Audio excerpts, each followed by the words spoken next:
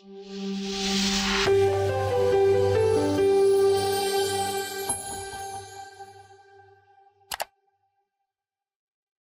I'm Meredith McKeough. You're listening to a special edition of the Marketing News Canada podcast, filmed live on site at the 2025 SocialWest conference at the Calgary TELUS Convention Centre. This episode features a conversation with one of our amazing speakers from the event. Let's dive in. Welcome. We have Joshua Counsil here on the podcast today. Welcome to Canada Marketing News. And thank you. We get the opportunity to talk to you a little bit more. Such a cool person. I think you get to, you have a really good understanding of some of the folks that attend these types of conferences because you are the co-founder of Good Robot Brewing, which is awesome. So based out in Halifax. Yes. Great. Everybody go visit. So really looking forward to chatting with you today just about what it's like to run such a multidimensional business, right? Because you have all kinds of different operations that happen within that. You have the brewery side, you have the guest experience side, you have the event side. There's lots going on. So I think lots of different aspects that you can learn from. And then of course, marketing, doing all of the different pieces that come with, building a brand. So we're really excited to talk to you a little bit more today, Josh. And the manufacturing side now too, only a third of what we make is beer now. Wow, that's crazy. So Yeah. what have you expanded to? We make everything from non-alcoholic wine to energy drinks to non-alcoholic beer and cider and everything in between. Wow. Okay. So really expanding out. And I think that that's sort of a trend that's being seen across the industry. And you can tell us more about what that looks like, where people are being more intentional, I think, with what they're consuming, when they're consuming it, all of those different pieces. So it's great to see that you've sort of flexed to work within that. Yeah. What have you learned along the way? Debt is a killer. Yeah. Yeah. Learned to swinging for the fences is fun, but be prepared to sacrifice a lot. We've learned that storytelling is very important everywhere, to employees, to stakeholders, to lenders. The banks love a good story. A lot of people don't perceive them as creative individuals, but they love a good story, and they make decisions based on a little bit of spreadsheet and a lot of story. Yeah. I love that. What goes into crafting a good story? What have you learned along that process for Good Robot? I think there's, just the New York Times editor used to say, I want you spending 75% of your time on the headline. So I think capturing attention with a really good hook is critical. So you have to be able to kind of summarize what you do by removing your ego and summarize it to something very simple that might offend even you because it doesn't capture all the intricacies of what you do day to day. But summarize it to make it basically stop sign stupid is what I like to say, where people can see it's a stop sign and immediately go, oh, I got to hit the brakes, right? They don't want to read a 30-page manual to figure out who you are. They just need to slam the brakes. That's the thing. I think it can be challenging for brands today because there is nuance, right? There's nuance with everything. But like you said, you can't get to the nuance unless you have that people's attention. And that's where it comes in handy to be able to have that, I love that term, that stop sign moment where people can feel like they connect with the message. And then you can give them more of the nuance, more of the different components that make up the powerful story. Overall. Yeah, totally. Nuance comes from trust. Yeah. Right. And Hey Orca gave a great chat about that at their conference in Toronto, where they basically talked about organic social media, which is their bread and butter historically. Really tough to do now because in order to get reach as a business, you're not competing with your competitor, you're competing with Mr. Beast. And therefore you need something so shocking to make people stop scrolling that is often so either emotionally manipulative or so far from what it is you're actually trying to get them to pay attention to that you sort of lose them in the mix. Yeah, and it's about finding that balance, like you said, between stopping them, but also not getting into that territory where you're just trying to pull the most compelling, not even compelling, sort of offensive or show-stopping statement, and really bringing people into the fold. I know you talked about as well, this idea of guest experience, because I think when we talk about bringing people into the fold, making them people who are going to go out and tell the story of your brand. So even if you're not there, other people are experiencing it. And a lot of that comes down to guest experience. Yeah. So for you, obviously you have the brewery, you have events, you have all of these different touch points with customers. What are some of the tools that you give your team to say, let's give people the best possible experience? Yeah, great question. there was a study done that that showed that people who experience a hotel, the maitre d', that initial engagement when they check in, the concierge, sorry, not the maitre d', influences their ratings of everything else on the trip. Wow. Including the pool, the fitness center, the food, the ambiance, everything. And a really good check-in experience positively influences those, and the opposite does the opposite. So it becomes crucial to kind of have that really positive first engagement. A small thing that we try to do is immediately give out a free sample of beer so that you're not a customer, you're a guest, as if you were going to somebody's house, right? So you get a gift before you've even exchanged any currency. That's one small thing. But I love hospitality businesses. I love studying them. You know, DoubleTree Hotel saves millions and millions on advertising each year because the most talkable thing they do that drives, I think it's 34% of their online conversation, is they give out a free warm baked cookie when people check in, which is a sign of hospitality. Yeah.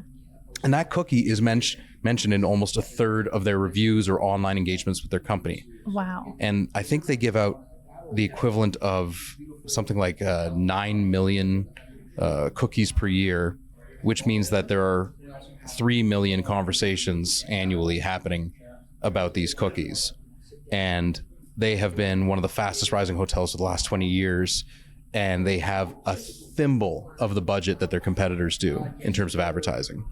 There's something memorable about that too, right? Especially when we experience the world through our senses, and taste is one of those things, right? Whether you're giving away free beer or giving away that cookie, it just strikes people, right? And there's very few things that are free these days. So I love that energy of just saying, how can we bring people into the fold, make them feel welcome right away, and kind of give them the opportunity to connect with us?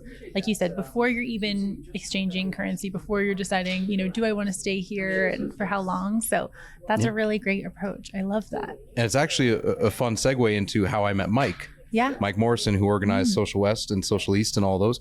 He invited me 2 years ago. He became a Good Robot patron. And he didn't like beer gardens because he got sunburned easily. And when he showed up at ours, we had free sunscreen. Now, that's not an original concept. It's being thoughtful, I think, at the end of the day, right? You want to show that there is thought behind what you're doing. You're not just sort of operating and following whatever customers say or trying to, you know, jump on top of bad reviews. It's about like having a real like line of consistency throughout your experiences that people know when they go to Good Robot, when they work with you for events, like they know what they're going to experience. That's a really beautiful piece. And I think a lot of hospitality venues have really lost the plot. They've sacrificed functional for quirk. And I can't tell you the amount of fancy restaurants I go to where you can't figure out where the restroom is because the wayfinding signage is too confusing. Yeah. It's got a cool symbol. It looks funky. Maybe it's made by a local graffiti artist, but you have no idea. Is that the kitchen? Is it a broom closet? You know, you go to an airport or a convention center, very plain and obvious. And so people don't feel shame or afraid to kind of, oh, okay, well, I got to go that way to get to the restroom. It's a small thing. It's one that most people probably wouldn't even resonate consciously with. But if you can kind of put yourself in that perspective, in those shoes, you start to see the fundamentals of the guest experience before it even begins. Yeah, absolutely. Well, and especially if you're new to a city, you're visiting, all of those things, you're already feeling like you're kind of a little lost all the time. So that experience of then going somewhere and not even knowing where you need to go is just like, it colors your whole experience of that place. With, like you said, whether it's conscious or subconscious, people do have those moments where they just think, I just felt confused, maybe like I didn't fit in or all those things. And so I love that you're so intentional about that and kind of bringing people into the fold and making sure that they feel welcome, right? That's a big part of hospitality, is just feeling welcome. And tourism. Yeah. As well. 100%. Right? Everyone wants to feel like a local, or at least like they belong. And it doesn't take much. Yeah. But it just requires that thoughtfulness and that consistent execution. Yeah, absolutely. I love it. I went to visit Good Robot, not even having known you when I was in Halifax. No kidding. And I had the best experience. Yes. Awesome. We had the most incredible service. It was just like, you know, there's such thing as perfect service, I think, where it's like not too much, not too little. So there you go. Anyways, they can cut that too, but I just so you know, like it's, I had the best time there. I also want to talk to you a little bit. You've seen your share of PR nightmares, it seems. So tell us a little bit more, because I think this is something that's more consistent, right? In the world of people can leave reviews for you across multiple different sites. There's all of these different ways. Tell us a little bit about some of the PR nightmares that you've managed and how you've managed to work through those and turn some of those folks from people who didn't have a great experience to maybe future customers. Yeah. I feel like in this day and age, every business or every brand or every person, Taylor Swift, everyone is dealing with that negative PR all the time because commentary is so accessible. And the more authentic you are, the more people are going to dislike you, because it's basically putting yourself out there as this group identity or this group identity. And that really sparks that sort of tribalistic behavior that we're so known for. So we've had all kinds of instances. The one that I'm talking about tomorrow is one that was entirely reactive, that was not intentional. And it was something where the whole plot got lost. We have at our original brew pub location in Halifax, we're neighbors with, it's called the Center for Islamic Development. And it's basically a school, a daycare, community center, and a mosque. And that is our neighbor. We basically share a driveway. And we had wanted to open a beer garden, and the first floor is where they have their prayer room. So we met with two of the directors before we built this beer garden and said, we want to do this. What do you think? And they said, it's cool. We put sound damping in. We're good. Yeah. And then we had a summer of very successful operations. And suddenly in October, I woke up one day to have an email from a media publication called All Nova Scotia saying, how are we handling the situation with our neighbors? And I said, what situation? And it turned out that they had made a formal revocation request with Nova Scotia Utility and Review Board to revoke our liquor license. Wow. And liquor licenses are public domain. So it didn't take long for the media to notice this. And who cares about what happens behind the scenes, what's true and what's not? What the public saw was a mosque is trying to take a brewery's liquor license.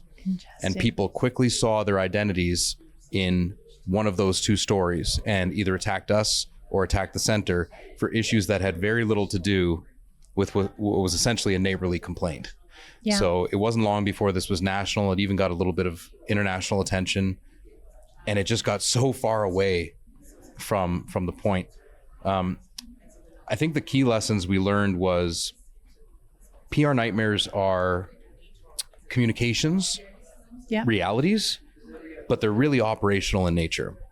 So simply saying sorry doesn't fix the actual problem. It's part of the solution. Absolutely. But there is an operational one to address. And that's where PR can get tricky, is it's multi-stakeholder. It's not just a social media coordinator, and it can't be done by just the CEO. It has to be a lot of people in the room. And so JetBlue has done this very well.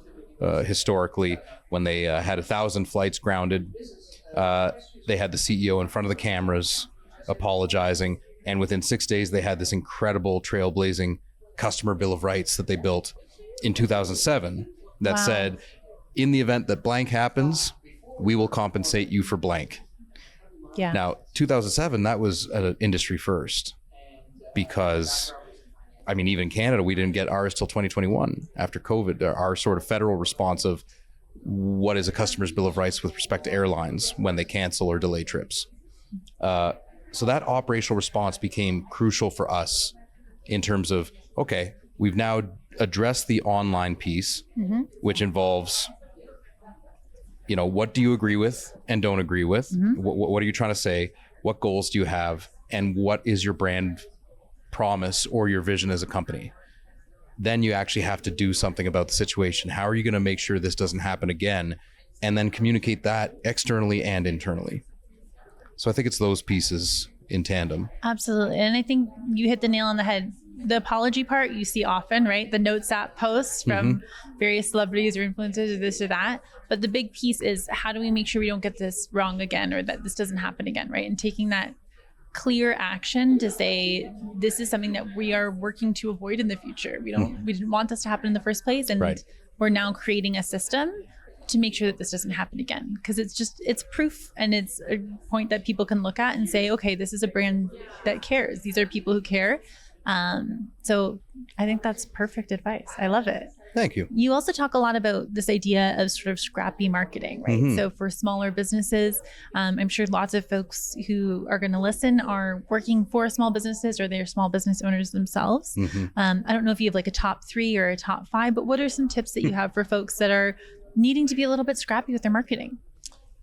Bill Gates once said, if I only had $1 to spend left, I would spend it on PR.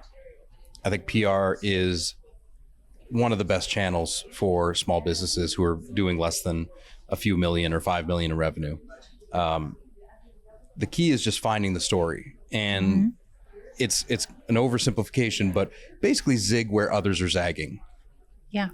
If everyone is doing X, then do Y, right? So if everyone is paying for beer, for example, pay people to drink your beer. That was one PR stunt we did. It was a micro-influencer campaign.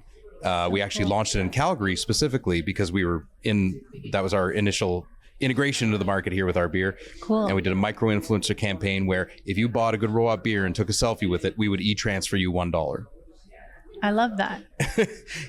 It doesn't end up to a massive investment, and it's not a lot of money for anyone to make, but the talkability of this was so high. I think it was on 27 different earned media channels. So stuff like that can really help introduce your personality to the market very, very quickly. Yeah. And it's finding that niche, like you said, right? Like it's the thing that makes your brand remarkable is the things where what sets you apart, right? Yeah. And what makes you different? How can you bring different energy to an existing industry, right? A lot of people think they know how the beer industry might operate. So it's just having them pause for a second and sort of rethink the approach. Yeah. That's a really cool concept. And the other one for small businesses is just to do remarkable operations because they're easy on cash flow, such as giving away a cookie, whereas an advertising campaign might cost $25,000 up front, and most businesses don't have that kind of capital to play with.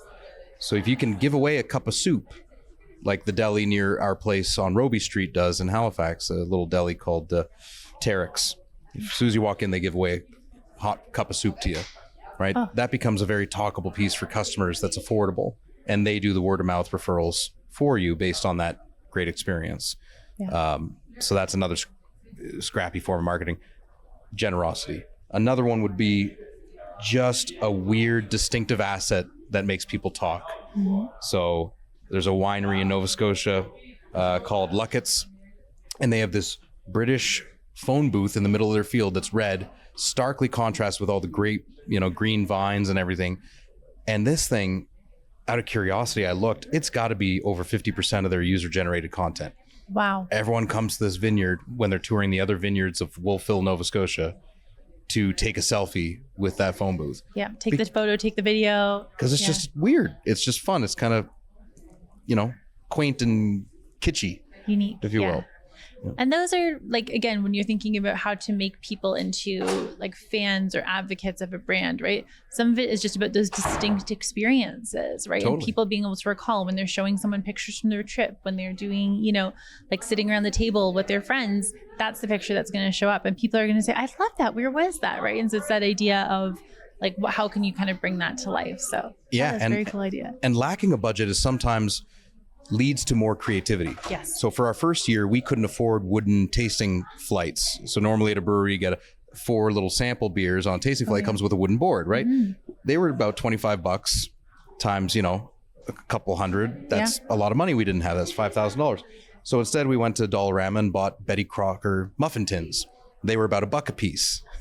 Not only was it cheaper, but the amount of selfies with these things on TripAdvisor and other tourism-oriented platforms was staggering the first year. People wrote the word muffin tins in their review titles, right? So it was 1/25th the price and probably much higher talkability we would have gotten otherwise. I love that creativity, because even when you said the wooden thing, I knew exactly what you're talking about, right? It's standard. It's the standard. It's what you expect when you go to a brewery. So that little bit of unexpected, still functional, right? You're not, like excluding anyone by doing that or making it harder for people, but it just makes it a little bit more memorable. Do you still use the muffin tins today? We don't anymore. We actually got custom, these days we're a little larger of a company. We have some nice Ouija boards that we turned into taster flights. Okay. But I love that. But they are still in the warehouse. They're there for the picking if and when. Yeah. People often think that a cheap solution or the opposite of a good solution is a bad solution. And not only was it a better solution for money and for talkability, they were also easier to clean. We could run them through the commercial dishwasher, whereas wood rots. 100%. Yeah. You need to replace it. Totally. Splinters. Yeah. These are all real things. Oh yeah. And they're heavy. Yeah. The muffin tin's really light. Yeah. So for the servers too, Absolutely. Everyone gets to like a better situation. I love that. So great. We will do a quick little rapid fire here of questions. You can do one word, one sentence, whatever. You can do a little bit more. Sure. But I would love to know, what is like a goal that you're working towards this year that you're really excited about? As a company, we're looking to diversify our portfolio of beverages.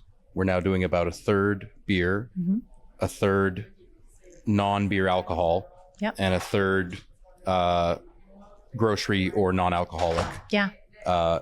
Vis-a-vis our B2B co-packing. So that's big. We're growing rapidly there. We've now gotten into Costco. So that's a big one. We've done our Costco audits. Yeah. So we've gotten 6 or 7 client products into Costco now, which is sweet. On the hospitality side, there's still a lot of COVID recovery. Yeah. So there's a lot of trepidation about what guest experience can be. And we're investing really heavily there with things like beer training and beer examinations for our people, creating a very vivid vision for what the guest experience should be. Lots of alternative ways of doing HR. For example, we got rid of Indeed and resumes. Yeah. And you now apply for a front of house job with a selfie video.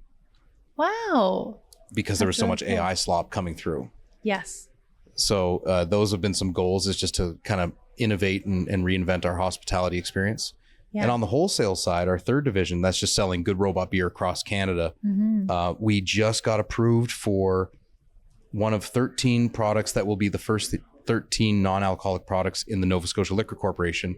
So right alongside Corona Sudden Brew and Guinness Zero is Good Robot's Ultra Zero, which is awesome. So we're growing and innovating in that space too, and really deepening our relationship with the different liquor corporations in Atlantic Canada. Yeah, that is incredible. I also love, especially for front of house, right? You need someone who can be great in front of people, right? So if they can't be great in front of a camera, they're probably going to struggle a little bit. So that's such a cool idea. Yeah. Oh, I love that. I was going to ask you about your favorite alcoholic and non-alcoholic beverage right now, from Good Robot or otherwise. I'll let you decide. I mean, non-alcoholic, it's hard to beat a cup of black coffee. Yeah. I'm such a dork. I love conferences. Yeah. I get so excited when I walk in and see the big urns of coffee. There's nothing better in the world for me on the non-alc side. Alcoholic side, I like just about everything. Yeah. You found the right job. Yeah. Obviously love beer, love wine. Yeah. Right now I'm a big fan of our Diablo, which is like a Corona. Cool. But with lime zest and jalapeno in it. Oof, that sounds amazing. It's like nachos in a can, and it's so much fun. Yes. And a Hilton director said, "This is the best hangover beverage I've ever had." It's kind of like I love that. Kind of like what do you call it? The Bloody Mary or the Caesar. Yeah, it's the thing that like perks you right back up the next day. That's amazing. And you're here from Nova Scotia, but what is your favorite thing about Calgary, since we're in Calgary? I worked in Calgary for 2 years. Okay. I came from Seattle. When I heard about my buddies opening this microbrewery, I quit my Seattle job. I moved to Calgary to live with my co-founder, Angus. And we were on 27th and 17th, so up the hill. Oh, yeah. My first week there was the Alberta floods. Wow. What a time. What a time. We were on the hill. And so everybody came to our place and we partied all weekend. And then the recovery happened. And I was a mechanical engineer. I'm a recovering engineer. And my company does building design mostly. And we were responsible for refurbishing the mechanical systems for so many of the buildings that had been damaged, including the center where the Calgary Stampede happens, which was only a few weeks away.